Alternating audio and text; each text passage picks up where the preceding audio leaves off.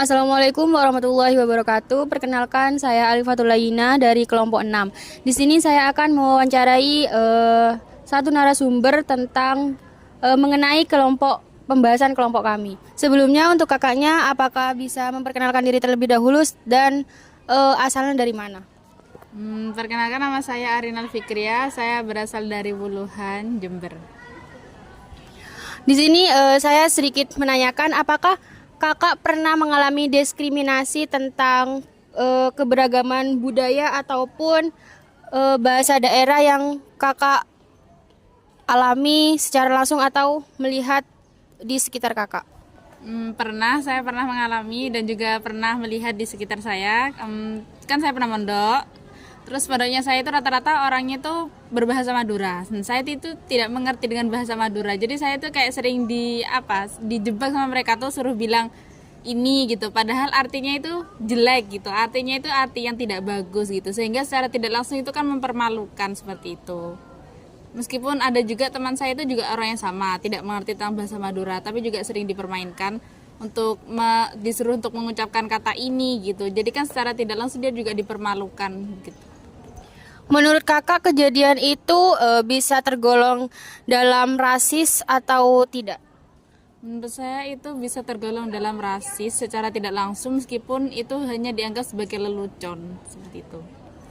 Nah, karena kakaknya pernah mengalami hal tersebut, apa menurut kakak tuh seberapa penting sih pemahaman di kalangan mahasiswa ini tentang adanya perbedaan dan toleransi? Menurut saya pemahaman tentang bagaimana untuk memiliki sikap toleransi itu sangat penting di kalangan mahasiswa karena kita kan menganggap kalau mahasiswa itu seorang yang terpelajar, jadi secara tidak langsung etika dan norma itu harus diterapkan kepada mereka begitu. Terus mungkin masih banyak mahasiswa yang belum memahami apa sih toleransi itu, meskipun mereka secara tidak langsung itu seperti bercanda dengan temannya seperti ini, padahal itu secara tidak langsung juga masuk ke dalam rasisme ataupun seperti menghina secara tidak langsung seperti itu, meskipun dalam bentuk candaan.